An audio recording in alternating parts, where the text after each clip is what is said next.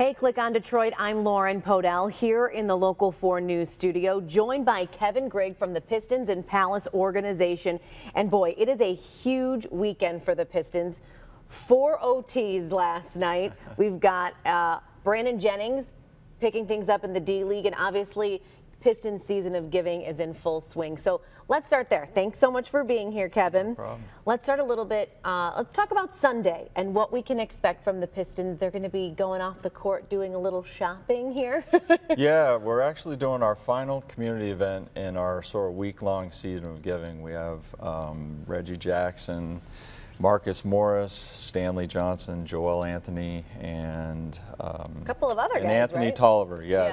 They're going to go to Meyer over on Grand River with 20 kids from the Yatuma Foundation for a shopping spree, Christmas shopping spree. And this is a little bit of a surprise, though, right? These kids do they know that they're going to be going shopping with some of the biggest names? Yeah, they know. From our understanding, these are kids that have lost a loved one. Yeah. So, so it will help make their Christmas a little more special. Right, right. And talk to me about season of giving. I mean, we know the Pistons and the Palace organization does so much throughout the year, but really this last week, you've been focusing a lot on giving back. It did. It actually started last Sunday with Brandon Jennings hosting 50 kids at Dave & Buster's for a day of fun.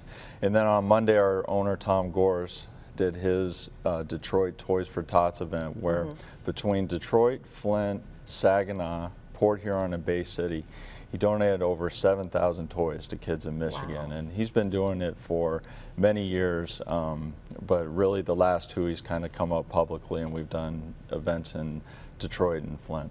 Talk to me about these players. They're going to be teaming up with these kids, walking the aisles of Meyer. What a sight is that going to be to see these big basketball NBA stars, picking out Hot Wheels and games and Barbies for some of these kids. Yeah, it's fun for the kids, but I think it's actually more fun for our players because they get to be involved in the community, enhance the lives of these children for one day. Right, right. It's something that they're going to remember for quite some time. It is. Okay, now, of course, we can't have you in and not talk about Friday night's big game. Record-breaking for the Pistons. Pretty much the entire organization. What's going through your mind? I feel like this has probably got to be a tiring morning for you as well. Yeah, you know what? It was a lot of fun. First quadruple overtime game in our franchise history. We had 4 other triple overtime games. This was the first quadruple overtime game. You look at Andre Drummond, he goes for 30-plus points, 20-plus rebounds. First Piston since Dennis Rodman to do that in 1991. Crazy.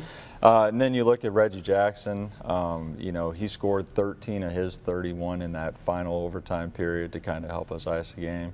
And, Marcus Morris came up big, Stanley Johnson. You go down the list, and, those guys were all dead tired by the end. They gave everything they had. Team effort, though. Big time. These guys are kind of, there's good cohesion in this group, led by Stan, and we feel like we're definitely a team that's sort of on the upswing and on the rise. Talk about what 4 OTs means. I mean, for a franchise, for these players, for fans. I mean, what does that tell you about the players we've got on our team right now? Well, these are tough-minded guys. I mean, we had, I want to say, 4 guys play over 50 minutes in the game.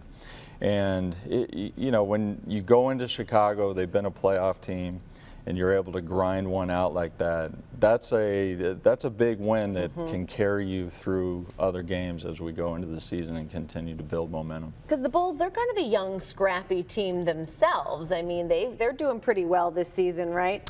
Well, yeah, they've been a playoff team the last couple of years, and one of the East top teams. So, and they have experience. You look at Derrick Rose, Pau Gasol, Jimmy Butler, that's an experienced team. So for us to go in there and play the way we did, it just continues the momentum that we've been building.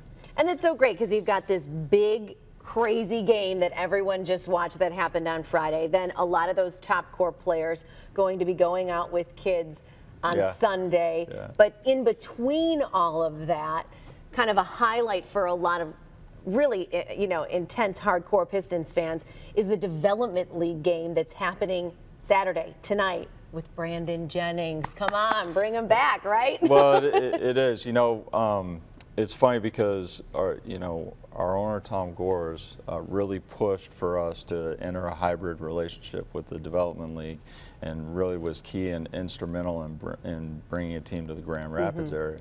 So, and it's a great, useful tool for us, and especially in this case, Brandon can continue his rehab with an assignment down with the D-League team to, prepare to make his comeback to the Pistons. Grand Rapids Drive taking on the Iowa Energy tonight. Explain to folks why this is such a big deal to see Jennings back out on the court after, how long has he been out?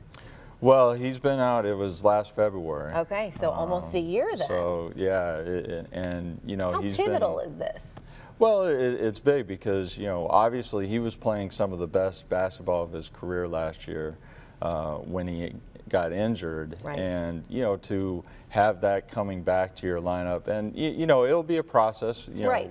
This is just a first step. Exactly. This is the first step in him getting back, so it'll take a little bit of time for him to get his wind, to get game ready. But, it'll be interesting and exciting to see, what he can do once he's completely ready and is back with us. You're going to be going out to Grand Rapids to check him out.